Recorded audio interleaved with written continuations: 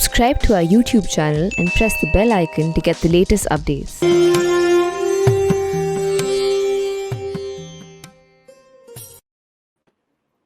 Namaste everyone, welcome to the Cārvāka Podcast. This is your host Kushal Mehra.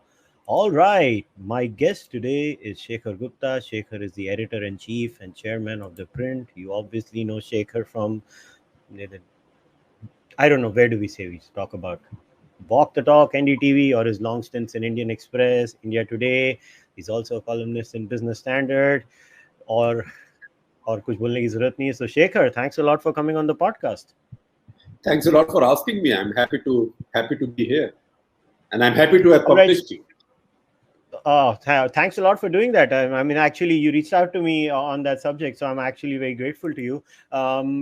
Shekhar, so today's obvious subject is journalism in India, but so the Cārvāka Podcast at least is known for having discussions where we always try to talk about a philosophy of a subject, because more often than not, I believe that when we talk about any issue or any topic, we need to get into the philosophy. And obviously, you're a veteran journalist in India. So my first question to you is, as a journalist, do you think there is something like an objective truth and we need to define it, or are journalists ever taught about objective truths when they get into journalism? Well, all journalists are taught, if they go to a proper journalism school, they are taught about looking for the objective truth. But can a journalist ever say, now I have found the final objective truth? If anybody says that journalist lacks one key quality that a journalist must have, that is skepticism. So you must always have skepticism. Now, I'll give you an example.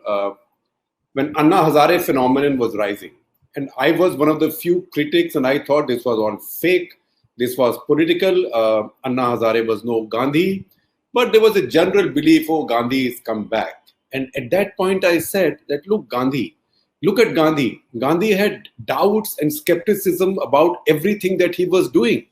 And he introspected. When he thought something had gone wrong, he would go on a fast. But here is Anna Hazare, a man who has zero doubt that he's Mahatma Gandhi, right? So this has to be a fake. So similarly for a journalist, if a journalist says that this is the absolute final truth, then the journalist lacks skepticism. So you have to say, this is the absolute objective truth as I know at this point of time. It can change tomorrow. And when it changes tomorrow, I will change with it. And I will also explain to you why I'm changing my view or my perception. All right, then let's get into that, because that's very important. So you've given a very good answer here, that as per the basis of the claims or as per on the basis of the evidence, a journalist is supposed to go there. But then, do you think journalism in India today, because the topic is journalism in India, it's not just my view or your view, do you think journalism in India today is actually on the path of truth seeking on an average? I'm not talking about any particular side or anything. I genuinely am interested on an average basis. You are here for the longest time. You observe journalism in India. Do you think Punjabi mein kehte hain na, jugni, or the essence, the raison d'etre, is the raison d'etre of journalism truth seeking in India? Well, there is journalism and journalism and journalism. And a lot of new definitions have come in. So today you have a situation where anybody who has a smartphone says, I'm a journalist because I can tweet something or I can write something. Any activist also says, because I wrote a blog someplace or I wrote 2 op-ed articles, I am a journalist. We've also had some other pestilence like citizen journalists. And I use that word very consciously, pestilence, because I don't like the idea of citizen journalists is anathema to me, because I believe that journalism is a profession for which you need training, just as medicine is a profession and law is a profession. So I keep saying, when people say, why don't you like the idea of citizen journalists? I tell them, once you start going to citizen doctors and once you start hiring citizen lawyers, when you are in real trouble with the law, then I will listen to citizen journalists, because journalism teaches you skepticism. It teaches you the need to get the other side. It teaches you to remember the consequences of what you are doing. It teaches you many things. It's a profession. But today the definition has become, as there is democratization of access of the platform, the definition of journalism has become very loose now. So I'll start with that qualification. The second thing that's happened is that all democracies now are polarized heavily on left-right lines. Left and right are defined differently in various countries. Unfortunately, in our country, left and right means mainly on social issues. Otherwise, everybody's left on the economy. That's why Cārvāka Podcast is so important, because at least somebody in Hindu culture, Indian culture, old ancient culture, thought about hedonism and thought about materialism and did not judge it. Otherwise, today, unless you are stone poor, you are not virtuous. And particularly if you are self-made, then you are really guilty of something, right? That is, and we might say this is a Gandhian effect or whatever it is. I think hypocrisy came in much earlier than that. So today in that polarization, I mean, we saw this very clearly in America in the Trump phase. And we are seeing it now in America. Even now, you find on the liberal side, a lot of the papers are not willing to really call out Joe Biden for truly the incompetence of his handling of Afghanistan. I'll let his policy be. He was committed to withdrawing, all right, to withdraw. But look at the shambolic way in which it was done. You can forgive a leader for his policy decisions. That, okay, he made a judgment call. It was right, it was wrong. Leader may insist it's right. But for incompetence, how can you... so objective view on Biden has to be that I may have voted for him, but the fellow and his government have acted completely incompetently. That is the objective truth. But India is no exception. India, if anything, is even more polarized. So what's happened in India is in that process, and this is a line that I must attribute it to whoever spoke it. That is Barkha Dutt. She said that Indian media is now divided into two categories: chamchas and morchas. And I use that line then to say, ठीक है, चमचे एक तरफ के bunkers में हैं और मोर्चे एक तरफ के बंकर्स में हैं. दो bunkers के बीच में there is a lot of open space. So we walk in that open space. The danger there is, the risk is, but it's a risk you consciously take, that as they trade fire, nothing hits them because they are in the bunkers. Anybody who's in the middle gets hit by both sides. So you get caught in the crossfire. Now, which element of Indian journalism is doing that? It's not for me to define that, because readers, viewers, everybody has their perceptions, and ultimately it's a question of who do you believe. Look, our country has come a long way. In 1971, I was 14 years old, not yet 14, but my mom would not believe that Dhaka had fallen until she had heard from Mark Tully that Dhaka had fallen from the BBC. In 1984, Rajiv Gandhi, traveling in West Bengal, would not believe that his mother had been assassinated until he heard on the BBC that his mother was assassinated. Right? Today, do you need to listen to CNN or BBC or somebody who tell you what happened in India? So in terms of just the trust levels, with all our flaws, with all the warts, with everything that we fret about, and I can spend an hour bitching about this and that, right? Journalists are very good at bitching about others. I can tell you also how I'm the best or we are the best. But the fact is that overall, the media has become a force for good. Now, maybe in our public debate, we focus too much on the media. That's okay. That's because media is so high profile. But by and large, journalism is a force for good.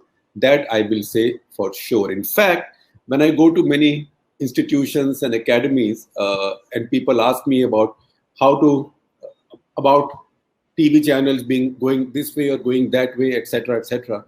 So I ask them a trick question, and the trick question is, how many of you know the name Mark Tully? And whatever the age of the audience, even in colleges, a lot of hands go up. If it's 40 plus, every hand goes up, right?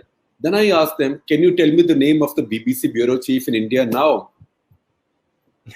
Nobody knows. Then I ask them, can you tell me the name of a BBC bureau chief in India, any BBC bureau chief in India after Mark Tully retired more than 30 years back? I still haven't found an answer. The closest I found is somebody saying Satish Shekhar, but he was not the bureau chief. He was deputy to Mark Tully. So, because since then we haven't had to remember this stardom of foreign media has gone away because you trust your own media. In Kargil, Nawaz Sharif said this on the record, in fact, on Walk the Talk to me. He said that my army was telling me there's no fighting in Kargil. And we would say, but Indians are saying they've taken Tiger Hill. And my army would tell me there is no such thing as Tiger Hill. Until my wife saw it on Zee TV. And she called me and she said, dekho ji, Tiger Hill. So, media is a force for good. We disagree, we fight, sometimes we abuse our fellow journalists, sometimes we face abuse, but we also get a lot of praise. So that's all a part of life. But here's the thing, Shekhar, I want to pick your brains on a particular thing that you said, where you said, journalism is a specialized job, and you alluded to a lot of what's going on right now today under the garb of journalism is not really journalism. So how would I differentiate the two? Let's say I'll draw a narrative to you. So what happens is, this is my view, and to be very honest, I think it's very important to state my view in the open. I don't believe there is anything like neutrality. I don't believe there is a neutral human. There is an indifferent human. Like, I could be indifferent to many things. Like, I'll be very honest. I'm indifferent to what's happening in Myanmar. I don't have an opinion on it, but I won't say I'm neutral about it. What happens, in my opinion, in a lot of journalism, and again, this is not about anything. I use the term left-wing journalism with a lot of trepidation, because I don't want to come across as someone who's trying to, force my view onto anyone, because I genuinely don't intend to do that. But my thing is, there is this garb of neutrality that I somehow believe that has been taken over. Do you think a journalist can be neutral? Like, don't journalists also become like, they're humans, right? Just you and I. So, they also have their likes and dislikes, right? So how does a journalist ensure that their biases will not creep into the reportage? Well, first of all, I have no disagreement with you. In fact, I say it again and again that a journalist is never neutral. A journalist can be objective. Don't confuse objectivity or truth-telling with neutrality. A bot can be neutral. A human being can't be neutral. So any human being says, I am neutral, आप बोलो boss, आप अपना captcha बताओ, आप इंसान हो के नहीं हो, right? A human being can't be neutral, because President of India votes, Chief Justice of India votes, Chief Election Commissioner of India votes, journalists vote. Sometimes we vote one side or the other. Sometimes we don't like either, we don't vote. So we all are political animals, and we have views and beliefs in a democracy. That's a healthy thing. But then, let me give you a very stark example.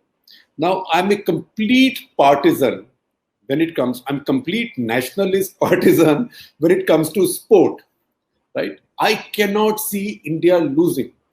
I mean, cricket is bad enough, but hockey, I don't even watch hockey because I get so tense. My late father used to watch hockey matches with a strip of Gelusil, the antacid, on one side, and his pack of cigarettes on the other. I don't even smoke, so I don't watch hockey because I'm so partisan. But if Indian team loses, can I write a story saying, no, Indian team won, the umpire cheated, right? Or Indian team won a moral victory. Or can I just say, forget it, what happened? I'm telling you, Indian team won. I can't. So that applies to news as well. You may not like news, right? So your neutrality goes for a chuck because you don't like the news. But what do? You have to give that news.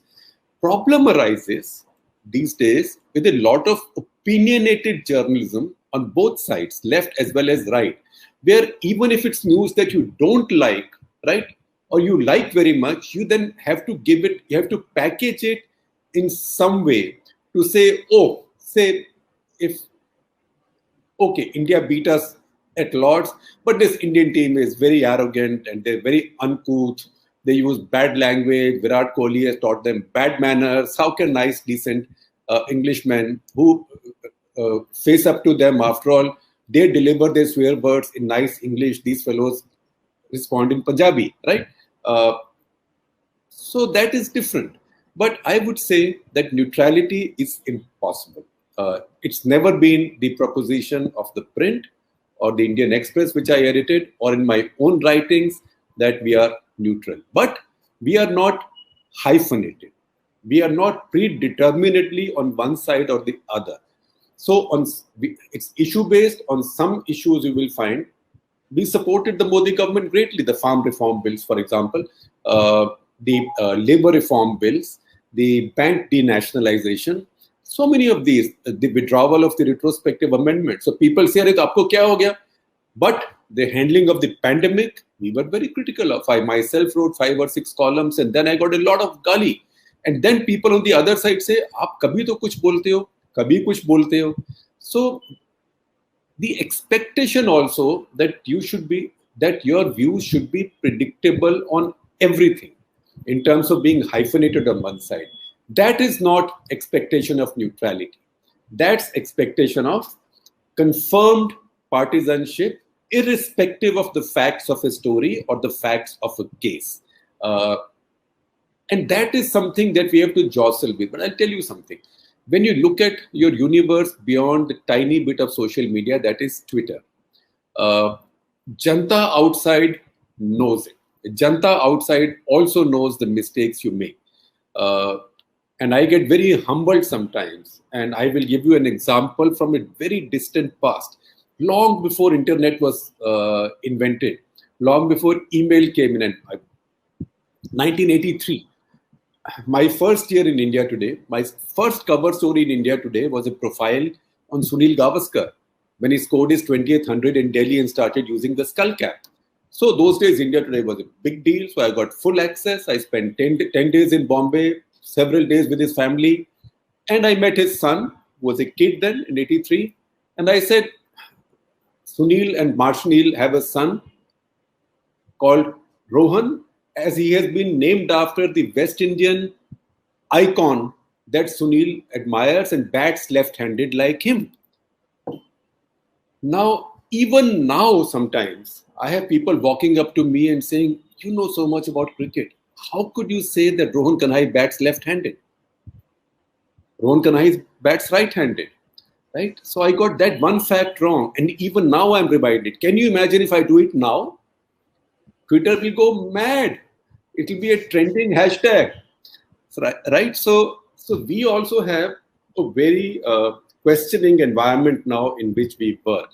And in that questioning environment, the inclination, boss, let me be on one side. At least that one side will not abuse me. And hopefully that one side will also support me.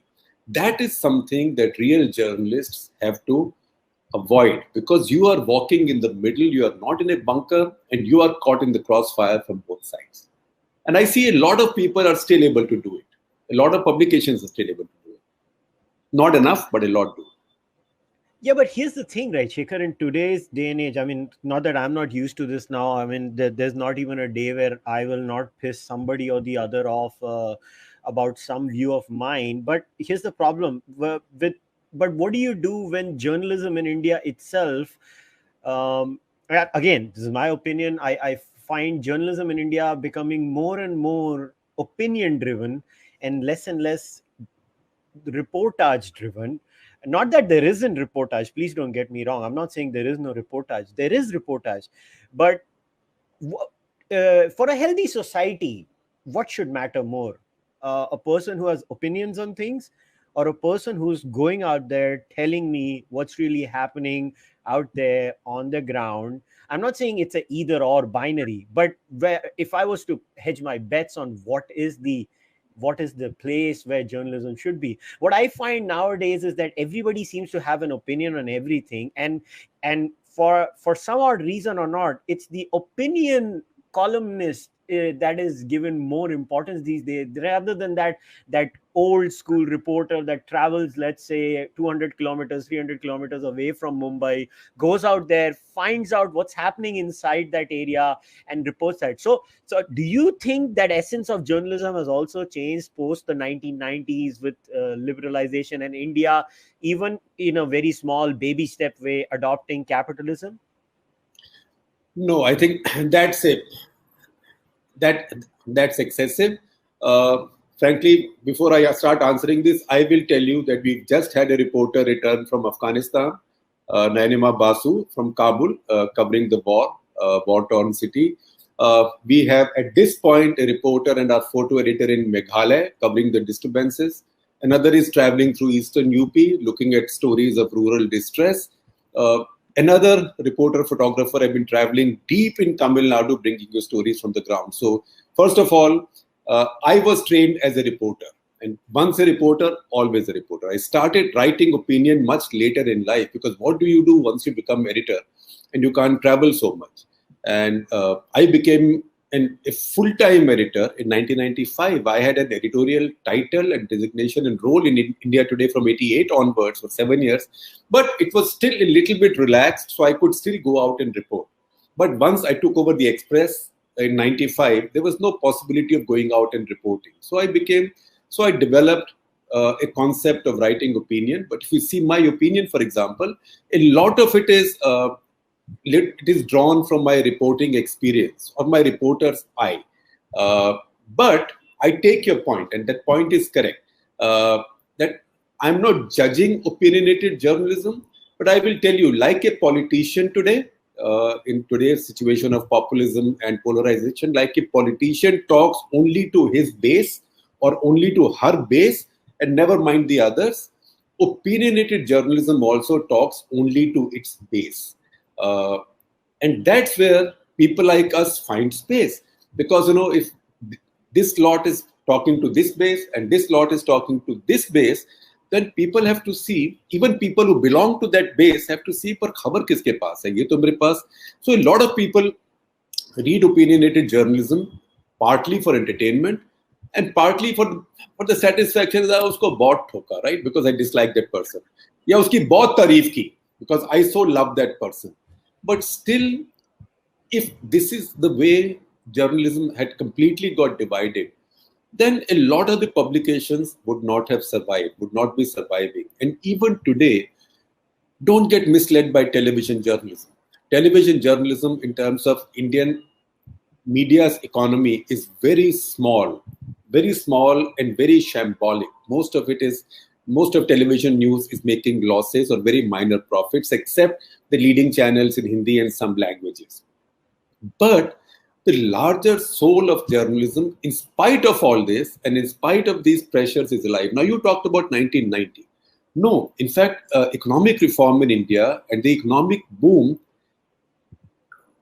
redefined Indian journalism in a very good way. Because before that, almost no publication would send out a reporter to report a story because nobody had the money. And India Today became a big deal in the 80s because India Today would send people out. And even when I joined India Today in 83, after leaving the Indian Express after 6 years, I was treated very well in the Indian Express. I was heading their bureau in the Northeast at a very young age. But India Today, you fly to places, right? India Today, mein aap jaate ho, to you stay in comfortable hotels, right? This was unheard of. But after 91, this spread out. And many journalists got created. Our demographics really improved. And I will also tell you something. Until economic reform in India, especially in the private sector, it was very important where you had come from. It was very important who your parents were. It was very important which college or school your daddy went to, or which club membership you inherited, right? In fact, many of the corporate sector used to hire like that. Oh, are you from St. Stephen's College? Are you from Doon School? Who was your dad? Oh, so-and-so was your batchmate. What economic reform did was, because of economic boom, industry, including media industry, suddenly needed a lot of skilled people. And then the catchment area from these elite campuses and elite families was very small. So they had to reach out elsewhere. So people like us who were brought up in complete Hindi medium, and who, when we first started speaking in English, say on camera, I'll tell you a real life story. First few recordings I did was on News Track that Madhu Trehan used to run at India Today. And they knew the accent in which I spoke Hindi. English, it's pretty bad right now. No, it's not the BBC accent, and it was much worse 35 years back. And I heard people saying behind my back, "Arey, how can you put him on an English show? His accent is between Ludhiana and Ghaziabad and an NRI from Jackson Heights, right? Which is a suburb, as you know, of New York." So, but there was no, everybody needed people like us. And that is what led to the rise of the HMTs, the Hindi medium types, as I call them, in Indian media as well. And that's how the TV channels came in. And that's how there were so many journalists. And we benefited from many events of history. 77, lifting of the emergency. I was lucky. I passed out of my journalism school at that point and got my first job. And because Mrs. Gandhi had censored the media for 2 years. Nobody said the media, said journalists. And all of India said, "Arey Baba, bada galat kaam kiya, bada cheap kaam kiya, inko censor kar diya, inki azadi chahiye, they are good people." So I would say that overall economic growth, etc., capitalism has been very good for Indian journalism. I know that I could get trolled by now this side for saying that, but look, capitalism is not a perfect system. There's no such thing as a perfect system. Every system is unfair. But it is the least unfair of what you might have. Because what we saw in the name of socialism in India was really crony socialism. Yeah, so there's this amazing system, right? So I think it was a very famous evolutionary biologist who had said, socialism, very good system, wrong species, might work on ants, never works on humans. I think it was E.O. Wilson or someone of that sort who had said that about socialism. But here's the thing, again, on journalism, Shekhar, this is something that has always, I don't understand it. Look, I get human beings are hypocritical, but then human beings should also not get preachy beyond a point. And I find this weird trend in journalism in India where I don't know when the journalist is an activist and the activist becomes a journalist. I always thought that was a conflict of interest, that if you're an activist, you should not do journalism. And if you're a journalist, you should not do activism. But in India, I really, and again, this is not something about a particular side. I just think this is a trend in India where activism, it's like, they are just, somehow I feel journalists sometimes are like Ichhadari Nagin and Nags. They भेष धारण कर लेते हैं situation के हिसाब से. कभी वो एक्टिविस्ट हो जाते हैं, कभी वो जर्नलिस्ट हो जाते हैं. And in such a scenario, like, I'll be very honest, a lot of times, people, journalists give lessons to the society about how India has casteism. Now, anybody who knows this podcast knows, like, I am for the open annihilation of the caste system. Like, I mean, I am the worst hater when it comes to that system, and I don't need to talk about that. But the point is, but then I look at journalism in India, and I'll be very honest over here, I don't see real affirmative action in the editorial boards in this country. I don't see that. Or if there is, I would like to be corrected. Then why do journalists indulge in activism when they can't even practice what they preach in India? See, first of all, I am very old-fashioned and very conservative about these things. So I think journalists should not be activists. That doesn't mean that I'm judging those who are activists and also use journalism, because Gandhi was an activist, but he used journalism. So activists have used journalism forever. But it's also true that before independence, I don't know who said it, was it B.G. Varghese or somebody said that before independence, India did not have newspapers, India had viewspapers. So you can be an activist. So I'm not judging activism. But what bores me is virtue signaling. Too many people feel pressured, particularly with the pressure of Twitter, to be virtue signaling all the time. Just leave people alone. Our job is to bring the story. Who the hell are we to say, सुबह आपको brush करना चाहिए, शाम को आपको time पे सोना चाहिए, आपने ये सब गोल खाया था कि नहीं, right? That's not for us to do. But I find that virtue signaling now is a big pressure on a lot of journalists who are addressing their Twitter audiences. And media organizations across the world, mainstream media organizations who are generally unhyphenated, they are struggling with this with their journalists as well. If you go to our homepage, you will find our code of ethics for our journalists, which lays down very clear parameters for what our journalists can do on social media. And we say that you shall not say on social media as full-time journalists of the print what cannot be published, what will not be published on the print. So you can't say, "वो तो मेरा personal view है, so and so is so and so." वो नहीं allow करते. It's a struggle because we also don't want to stop everybody's freedom of expression and people have their views. It's a struggle. Some people implement it more strongly. Say India Today group in India implements it the most strongly at this point. But New York Times, Washington Post, they've all had to deal with this and they are dealing with it. Wall Street Journal, all big papers in the world, big publications are dealing with this. That is, अभी ये हो गया, आपने इसके ऊपर कुछ क्यों नहीं बोला? So if I tell people, लेकिन हम तो स्टोरी करें, अभी स्टोरी हो जाएगी, नहीं स्टोरी नहीं, आप कुछ बोलो. But then to explain to people, but I am not the institution. So that is a temptation. Too many people think they are the institution. So people ask me, for example, "Arey, why did you set up this print? You are working without a salary also. You invested some of your own savings here. Why didn't you just set yourself up as a columnist? You could have given Gyan all over the world, done 3 TV shows, earned a lot of money. You have a big social media following. You could have built it more." And I quote to them a line that a very dear friend of mine, Tom Friedman, once used. He visited our newsroom in the Express. And one youngster asked him the same question. The question was, "You are a big name all over the world. You are a big searched name. You are a keyword. Why do you have to work for the New York Times?" And he said, "I can't work for tom@friedman.com. I have to work for an institution. That's my identity." So I think too many journalists today are confused because they start thinking that their Twitter following is their identity. And that causes a problem. The second thing is caste. Now, caste is an issue. And I agree with you that our newsrooms they do not reflect the reality of India's caste. In fact, I would tell you, the only place in India, the only institution in India where which I've seen reflect the reality of India's caste are government academies. It can be Lal Bahadur Shastri National Administrative Academy in Mussoorie. It can be the National Academy of Direct Taxes. It can be any of the government academies because they have reservation.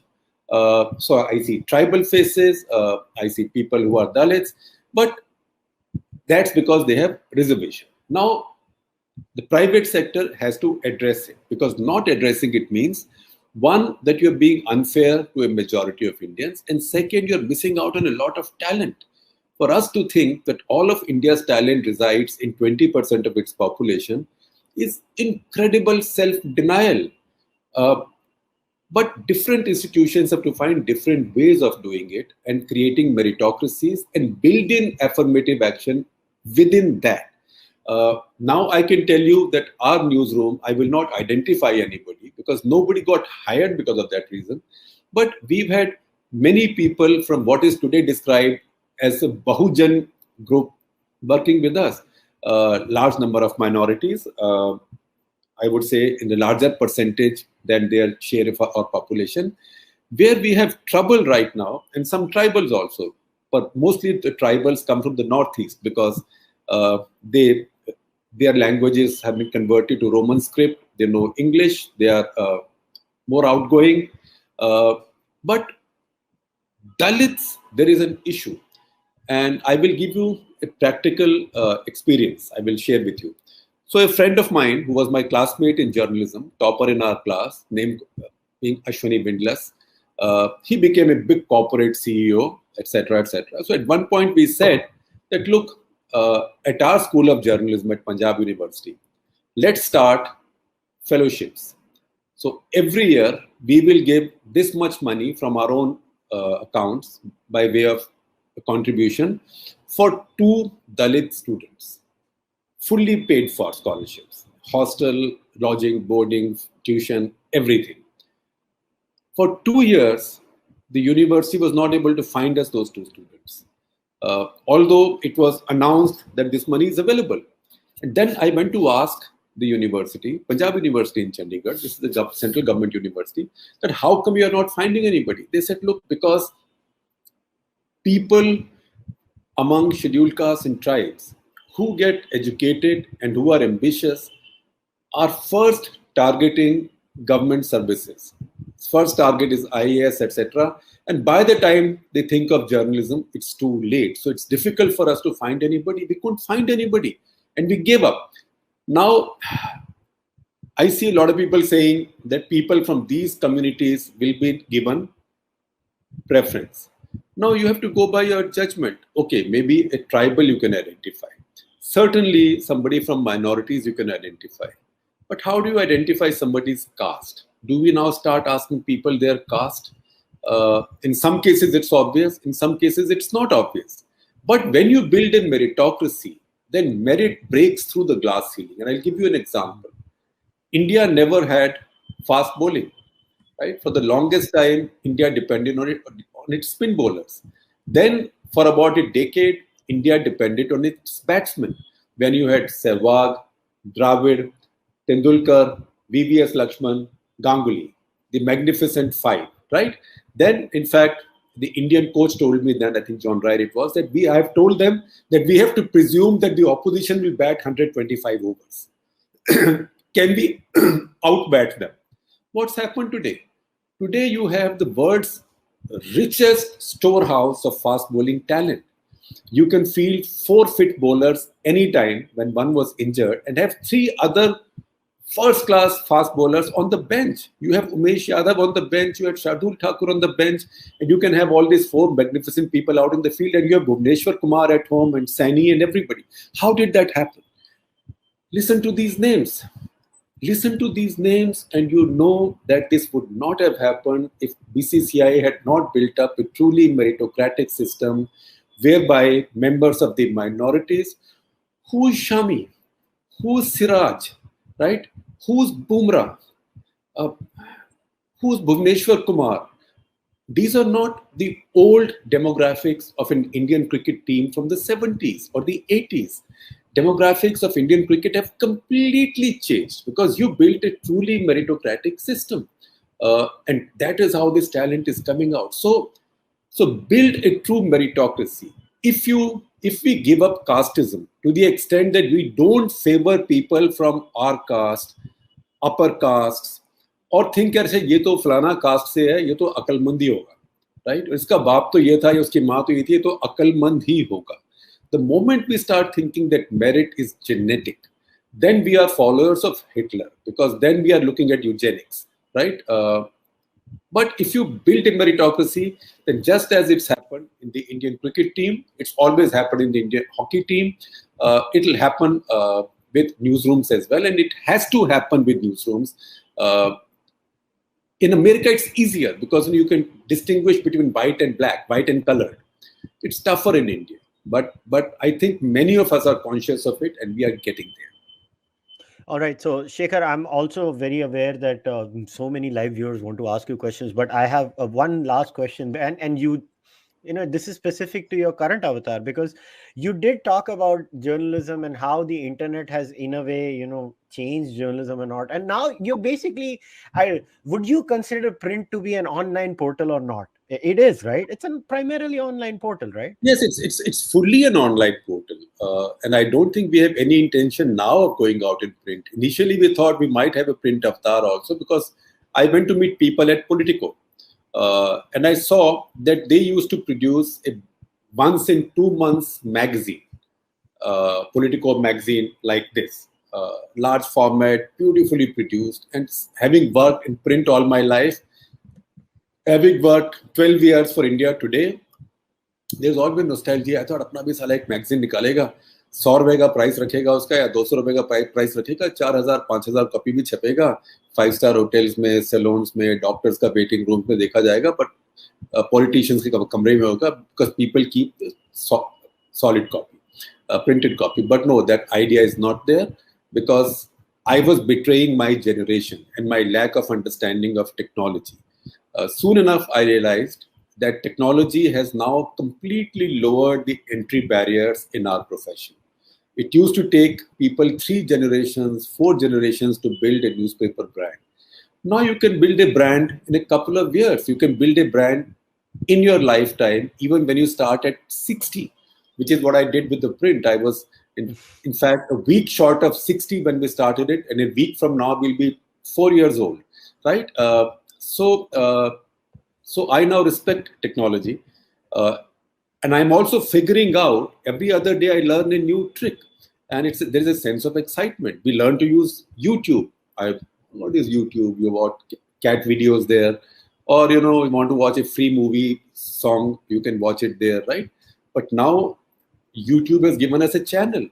We have 1.7 million subscribers almost, going up at the rate of 2,000-3,000 a day. And many of them are now paying to be members.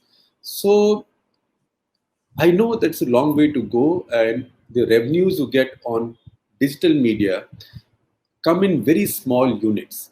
But that's the way the market is. The market is never wrong. You have to learn to live with the market.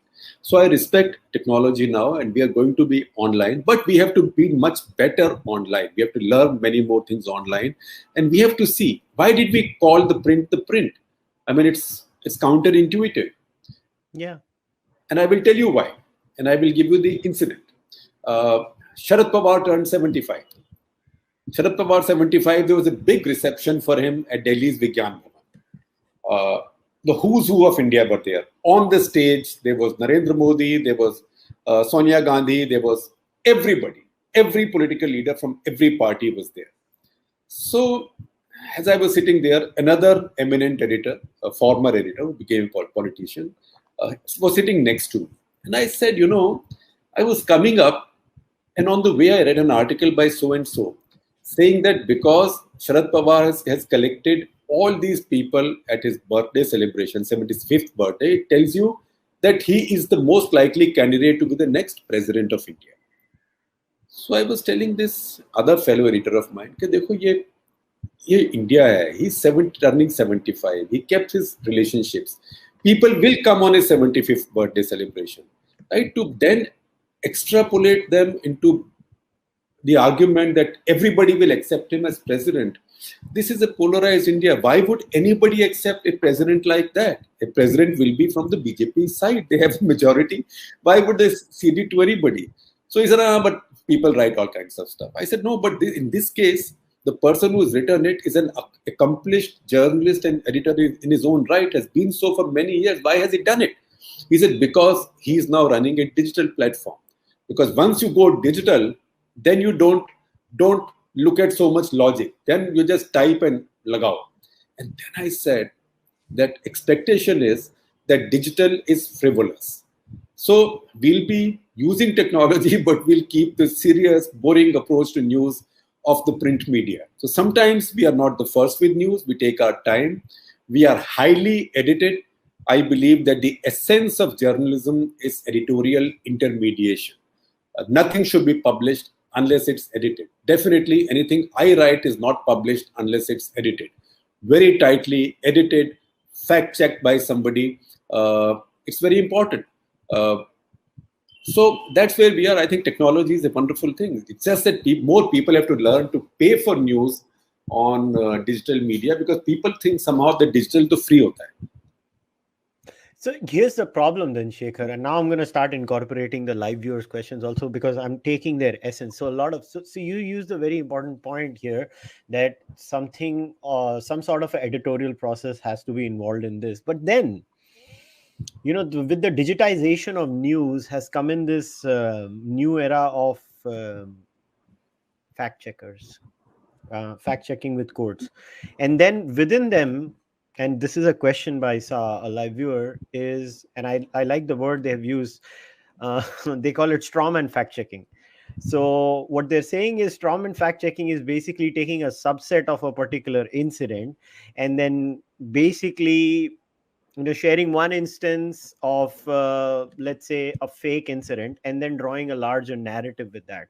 Now in this kind of let's just talk about New York Times and the recent claim by New York Times that the Indian government is only going to look at Muslims and Sikh folks in Afghanistan to do that. But the clear press release from the government of India was category. I think it was a point 3, if I remember, in the press release. They were like, this is the portal, go there, your religion does not matter, aap apply kariye. But then if a New York Times does a strawman fact check and tries to paint a narrative, because they wanted to paint a narrative about this government because this government got a CAA, and because they got CAA, so I hate them. It's almost as if when it comes to journalism these days, I find, and look, I don't hide myself. I've never hidden that I vote for the BJP. I believe it's not a crime, it's a democracy. You should be very open about who you vote for. I don't know, I always find this, मैं नहीं बताऊंगा मैं किसके लिए vote कर रहा हूँ, very funny. I तो say openly, मैं तो भाई वोट करता हूँ और बैठ के रोज ट्विटर पे बीजेपी को गालियां भी देता हूँ, कोई प्रॉब्लम नहीं है सानू की.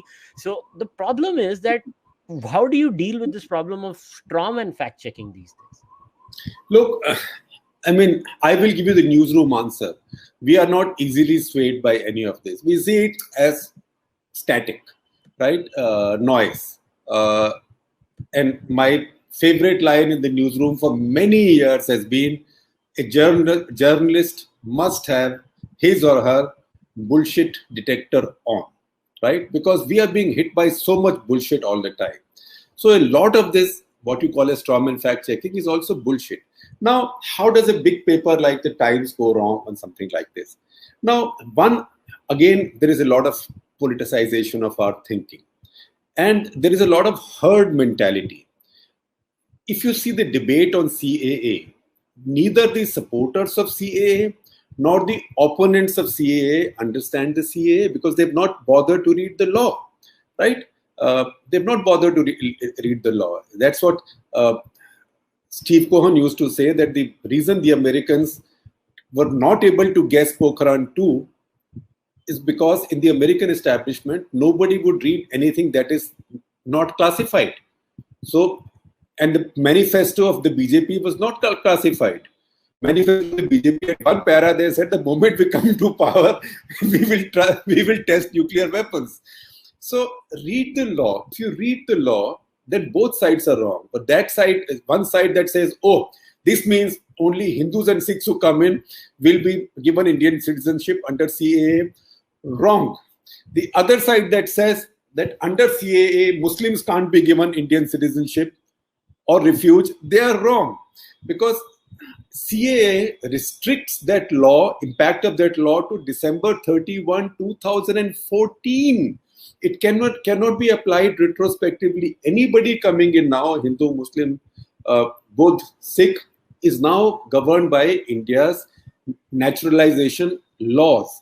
But, I mean, I don't know how to answer for another newsroom or the processes of another publication. But I repeat this all the time. In fact, I've also said that CAA had one intent, but CAA plus NRC becomes problematic. And CAA plus NRC came up because Assam had NRC. And in India, for a long time, there has been the Assam exception. Even with CAA, there was an Assam exception.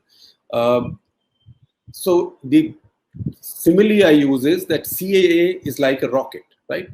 Like a PSLV or GSLV. You can put anything on it. You can put satellites on it. You can put Chandrayaan on it. You can put Mangalyaan on it. Or you can put a multi-megaton warhead on it.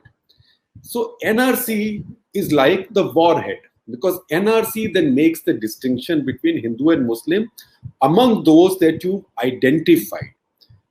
That is the reason you find that after the protests, Narendra Modi himself in his Ramlila Maidan speech said, ना NRC किसी ने सोचा है, ना NRC कभी cabinet ने सोचा है, ना उसके लिए कोई कानून बना है, ना NRC कोई करने वाला है. So to that extent, he tried to take away the impact of that statement from Amit Shah in West Bengal, which was, आप chronology समझिए, पहले CAA होगा, फिर NRC होगा. And you see that since then, even Modi government has not repeated the word NRC. And they've also cleaned up their language, etc. on Bangladesh, because they realized also that Bangladesh is India's only major friendly neighbor. So, but you know, to explain nuances sometimes, I mean, I had the same problem on the other side earlier, on farmer suicides. that, human beings commit suicides. So if you say 60% of Indians live on farming, then 60% of all of India's suicides logically should be among farming families. That is not even the case. In fact, if you cut the demographics of suicides, the largest group is housewives. The second largest group is students. Number of farmers killing themselves by suicide is terrible, and it's very tragic. But it is, and I say this with great humility because I know what I can face for saying this, but the fact is that it does not tell you that because there is massive farm distress, farmers are dying like God knows whatever. So these are things that go on, but it's very difficult to challenge what becomes the establishment logic, or what becomes the established logic. Because when you go against it, then people say, once कोई बोलेगा बिक गया, कोई बोलेगा डर गया, कोई बोलेगा दिमाग नहीं है, और उसका आंसर ये उसको आप if you give logic, they say, but वो सब लोग तो कह रहे हैं कि ऐसे है. So this is where the journalists have to keep our sanity, and this is what makes our lives very tough. All right, so now I'm going to be asking you the live viewers questions. By the way, I just want to let you know, a lot of the viewers and listeners of the Cārvāka Podcast actually go and watch you and listen to you. So I'm going to start with a question which is directly about your show. From I think this person watches your show regularly, and this person has asked, which bias, left or right, does he struggle to keep in check more in his Cut the Clutter show? And this is a viewer who says, but I tend to see that the way you present Cut the Clutter maybe does not. This is a comment. I'll read the exact comment. And why isn't the rest of print as balanced as Shekhar? Look, Cut the Clutter is a particular product. Cut the Clutter. See, we are in a market. We need product differentiation. If I start giving gyan in terms of what I believe something to be, right, I will get a certain audience, but it will not be of use to people. Cut the Clutter is a utilitarian product. It is so that I'm able to read up, I'm able to speak from experience, I have people who read up for me and give me facts, and I can explain something to them. So Cut the Clutter actually is a detailed explainer from an old Uncle Ji, right, who's been there, done that. So I try to avoid opinion as much as possible. And I must tell you that there is no struggle with this, controlling this bias or that bias. Because on Cut the Clutter, when I state opinion, I say so. That, look, now I will tell you a minute of opinion.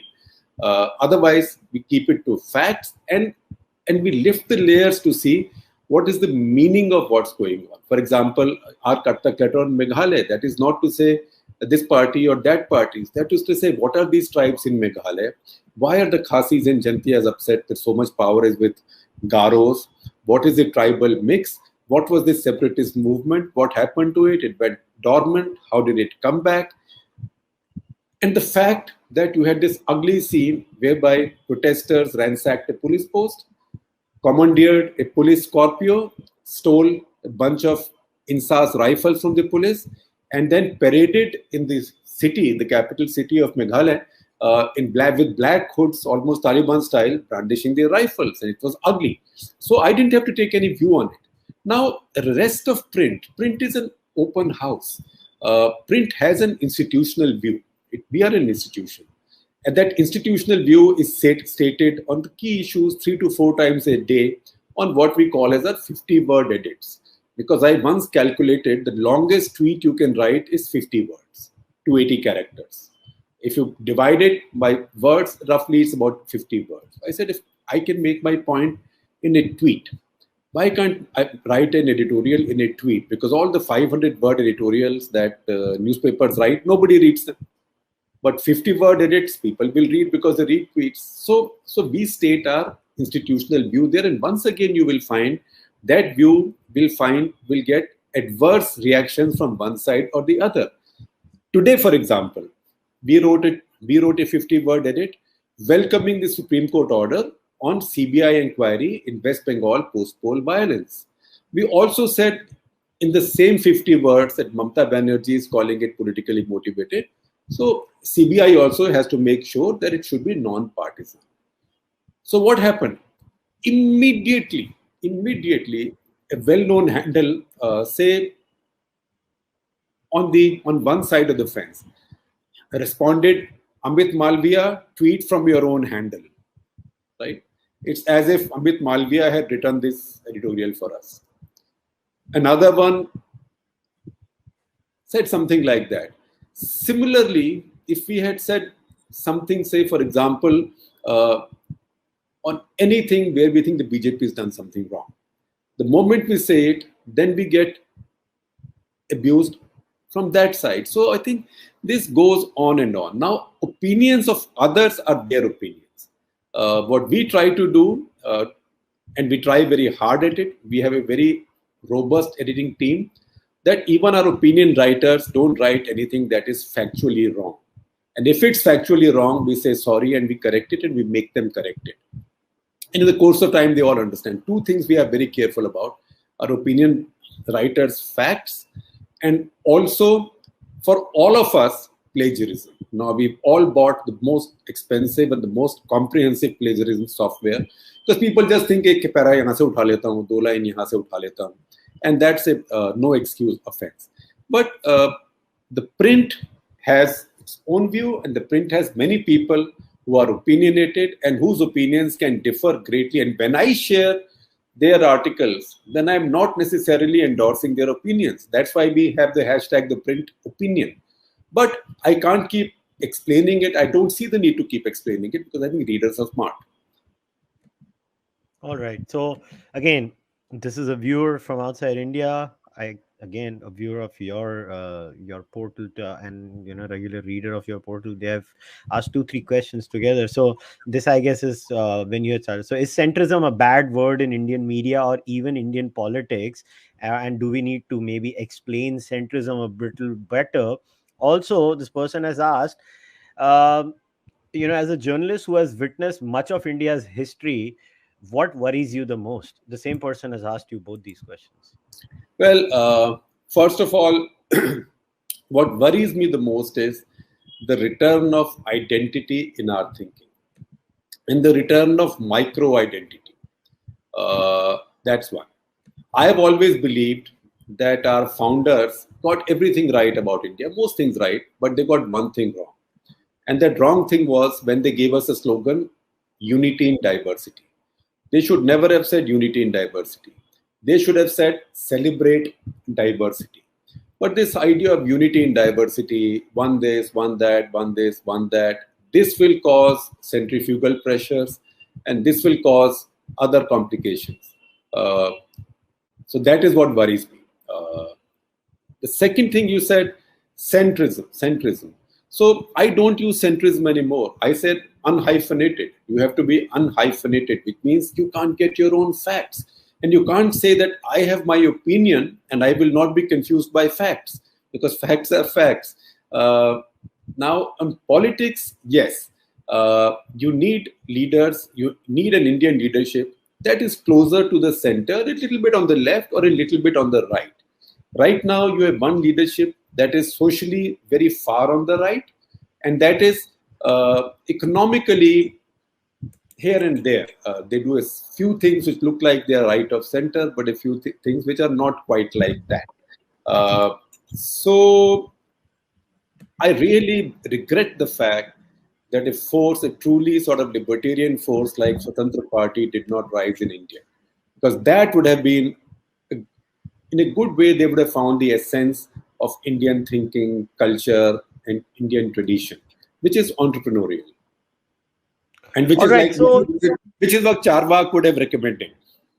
How nice of you. But then, Shekhar, a lot of people have asked me this question on the international media and the role they have played in the coverage of India. What do you make of the role of the international media and their coverage of India in general? Look, there is international media and international media, and there are international journalists and journalists. I would say by way of tools of the trade, tools of explaining a story, of putting out a story, there is a lot to learn from there. I would also say that some of the coverage lately, not lately, I would say, that, but traditionally, I would say, has been colored by the politics of the day in India and in the US. So today, if Narendra Modi is seen to be India's Trump, right, for an American journalist based here, or by a British journalist as India's Boris Johnson, then you instinctively go on the other side. Then the government of the day also is not helping its cause by not talking to the foreign media. You have to talk to the foreign media, because if you don't talk to the foreign media, they will do their jobs. They'll go and talk to somebody in a press club or in IIC or wherever. So there's a bunch of those things. Also, if you have problems with how the foreign media is covering you, and you think that's biased and unfair, let your own media be as free as possible. Because the counter to critical foreign press is not the press that totally bats for you in India, because that is again inviting the Mark Telly phenomenon back in our lives, and we don't want that. All right, so let me go to the next question now. Okay.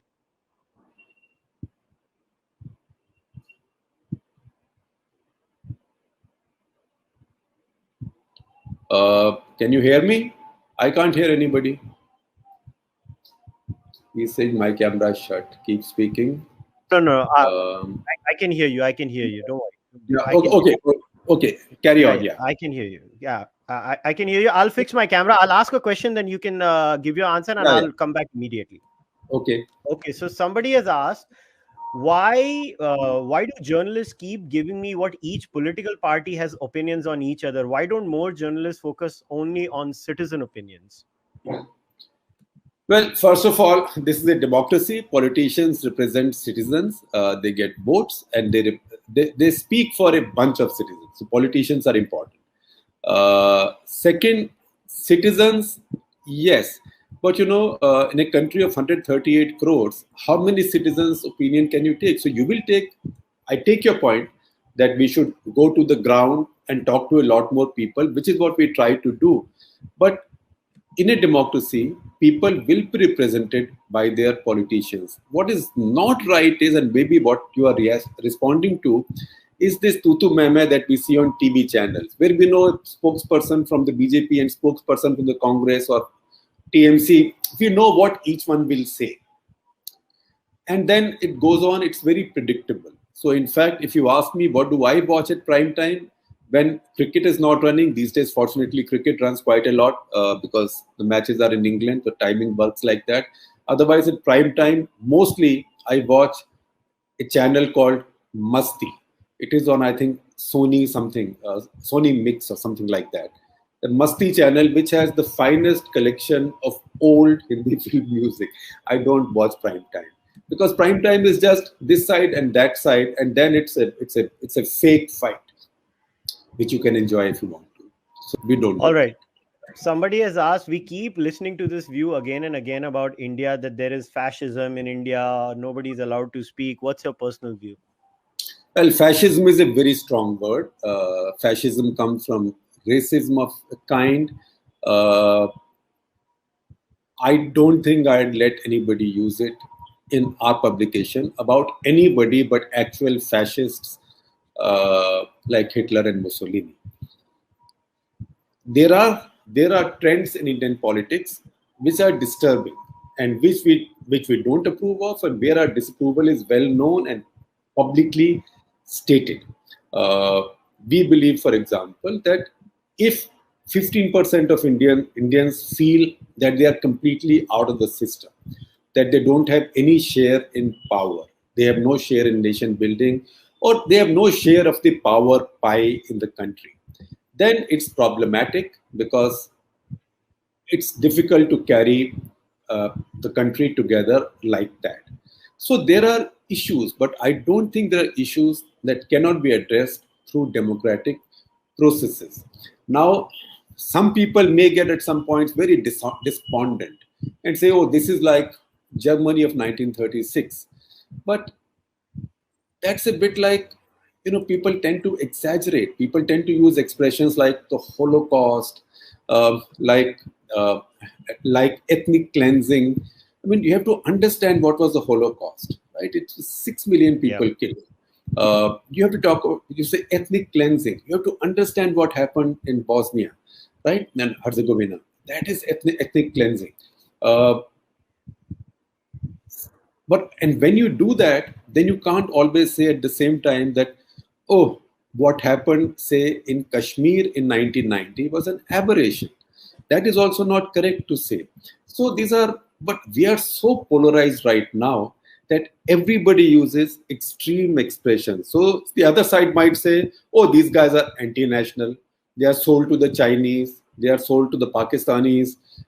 They want India to break up. It's my belief that India has almost nobody who wants India to break up. Even those who might say this in anger sometimes, India has very few people. When I say almost nobody, you can always find me a few.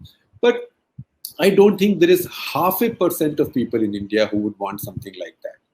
So we have to keep our sanity. So, this question actually on this breaking India thing. So what do you make of the recent Pew polls then? I think the Pew polls basically broke the heart of everyone, right? It did not fit into the narrative of fascism is rising in India and minorities khatre mein kind, because most of the people polled in that from the minority community was like, we're pretty happy in India. It also broke the heart of the other side, which said, everything is dying, Hindu khatre mein hai. So what do you make of the recent Pew polls then? Well, first of all, they are scientific. They talk to a sufficient number of citizens. So you knew how India feels right now. And you can then see how India deals with identity. We Indians love our identity as Indians. We love our identity as Hindus, Muslims, Christians, Sikhs, atheists, whatever. We also love our identity. We means generally in terms of caste, ethnicity, food, culture, festivals. We have many denominators of identity. We don't want something forced upon us. That's why you saw that idea that, look, I'm happy, I'm Hindu, I'm happy with a Muslim, with my fellow Muslims, but don't ask me to prove it by having our children intermarry, right? And the same thing from Muslims. In fact, we even share our superstition. A majority of Muslims in India believe in afterlife, right?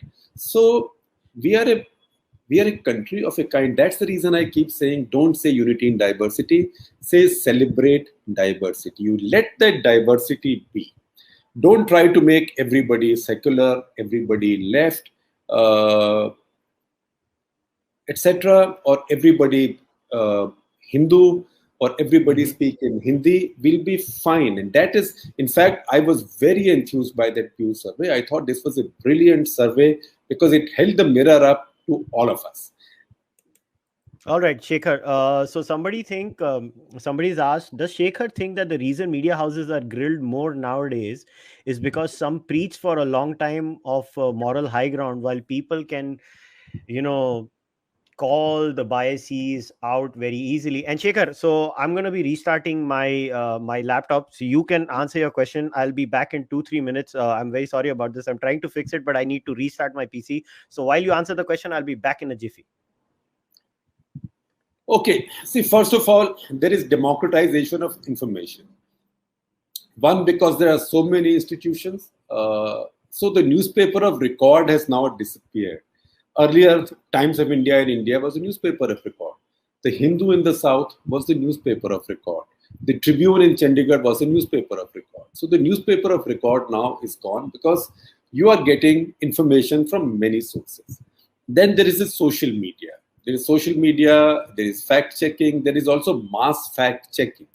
So people have the ability to learn more, and people now have the wherewithal to raise questions because social media is entirely free everywhere.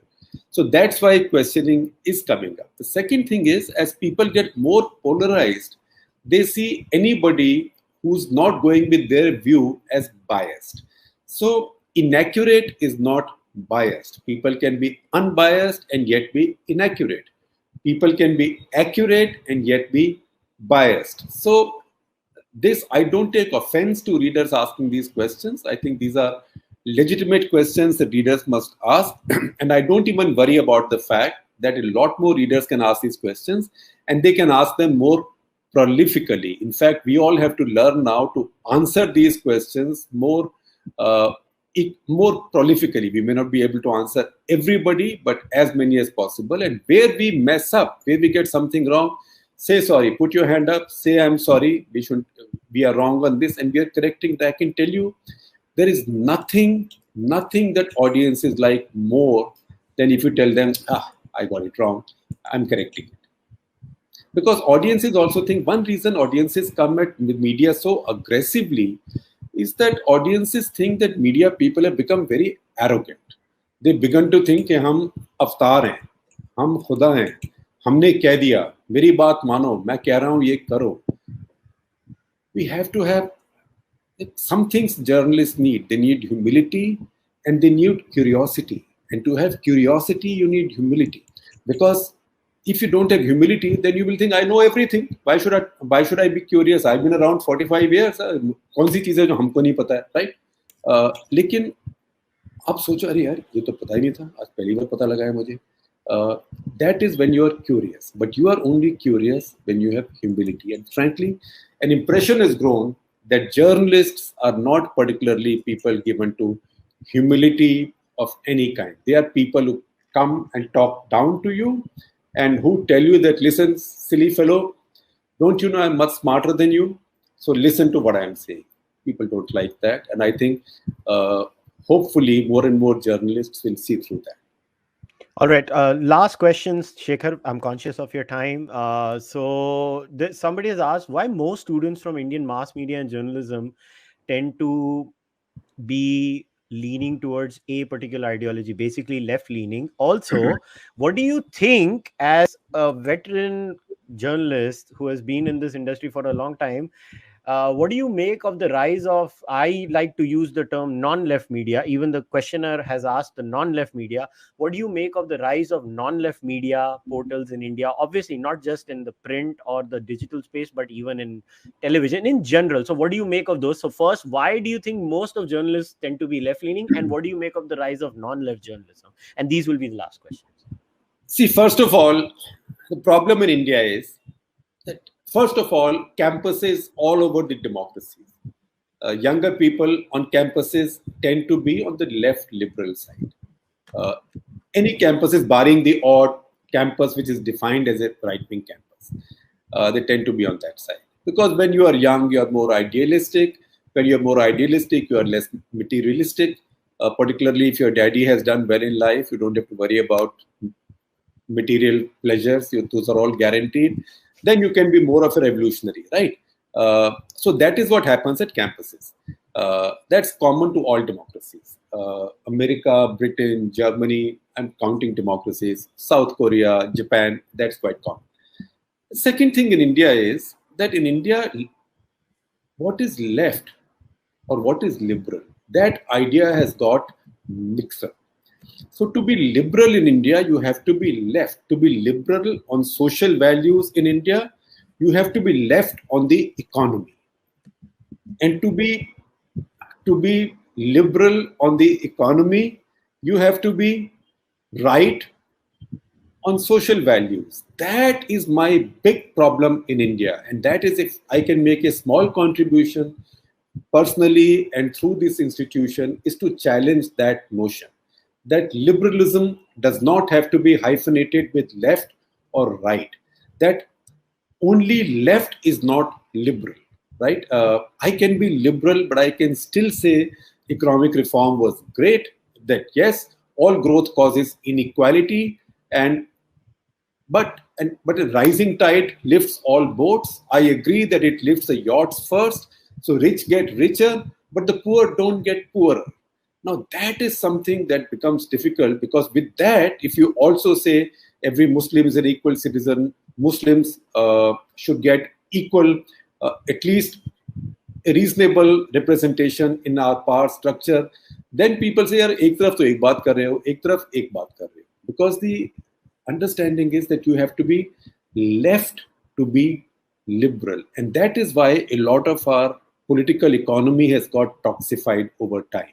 And that is why our political thinking has got toxified over time. See how our language has been built, of our political economy. Public sector is government sector, but it's called public sector. Private sector is public sector, but it's called private sector. Private sector is owned by the public, by shareholders. Public sector is owned by the government, but public sector is owned by the public, right? So this is, and similarly, people have done this tamasha to suit them, because these are the bureaucracies of the past which sold socialism down our throat. So I always say that Mrs. Gandhi's socialist civil servants around her, all brilliant people, they carved out these islands in Delhi: Shanti Niketan, Anand Niketan, Basant Vihar, Sundar Nagar, etc., etc., etc. And they gave themselves 2,000 square yard homes. And the rest left the rest of Delhi to the mercy of Delhi Destruction Authority, which is my name for DDA. So the same toxification still continues. Look at this protest about denationalization of two nationalized banks. If every year those banks are eating up equity, taxpayers' money, they should go. But to say that no, they are only doing it because this government is in power. What were they doing when your government was in power? You created monopolies, and yet they lost money. And yet India was so underbanked that all your peerlesses and Saharas and all kinds of scams and chit funds came in. So this is where I agree with your questioner that I wish we had people. Also, I wish we had people, liberal people on the right. I wish in Indian history writing we had a Neil Ferguson, a people like that. But at the same time, it's also true that in our academic system and the structure, power distribution was such that over the past 50 years would have been difficult for a Neil Ferguson to come up and survive. Today, Neil Ferguson has become so good and is so respected that even Harvard University had to accommodate him. But that is where we need more openness in India on our campuses also.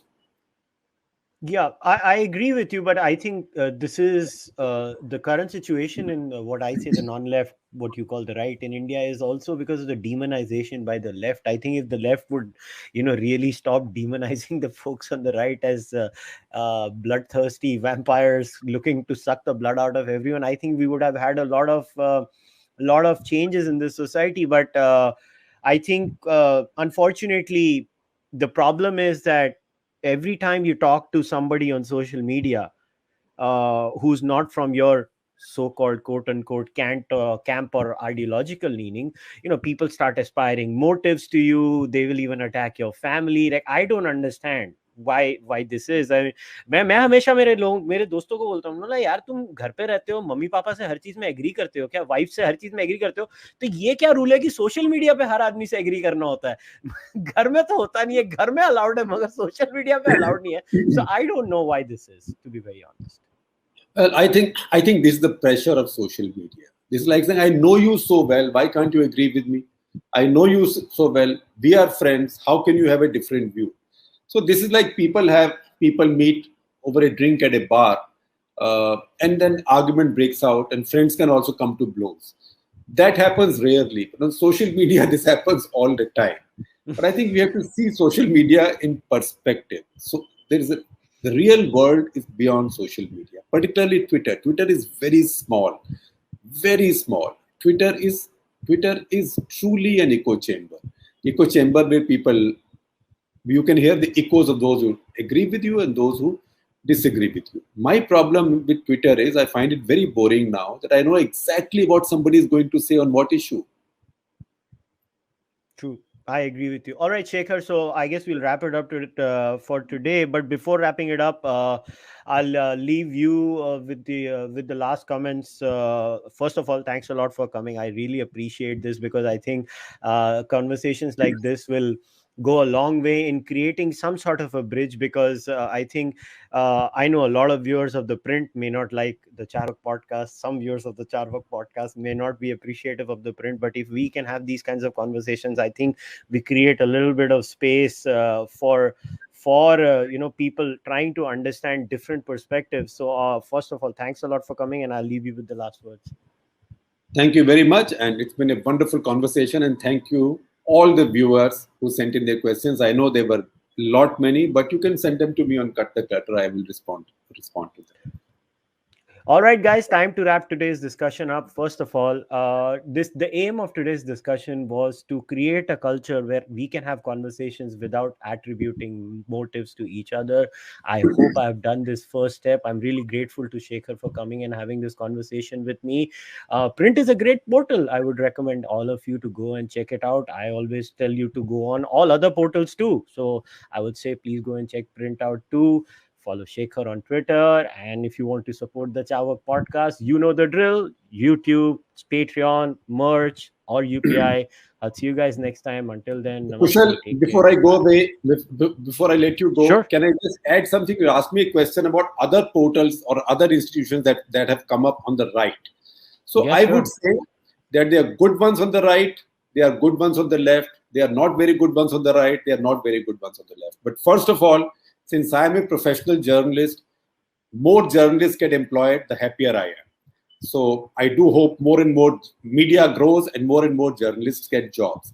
The second thing is that, in fact, I am happy that there are some institutions coming up on the right with that point of view. For example, they are sometimes critical of me, but I quite like and respect Swarajya, because I get a sense from them of the thinking of one side, which I don't get otherwise. They also have the best stories and the best coverage of a lot of the infrastructure projects, a lot of the government decisions, which are very important, and great commentary by people like, say, R. Jagannathan, who's my former colleague. So that is there. And in fact, I greatly regret the fact that in India, we've lost the culture of political parties having their own newspapers. So Congress party has tried to revive its National Herald, at least online now. The left had very powerful papers. Maybe they are in Bengal, in Kerala now. But say the BJP has so much money now. BJP is so well endowed. Why can't they revive Motherland? It shut down during the emergency. It was a paper of the RSS and Jansangh then. Malkani used to be editor. It was shut down during the emergency. Why isn't the BJP working at reviving it? Parties in a democracy should have mouthpieces as well.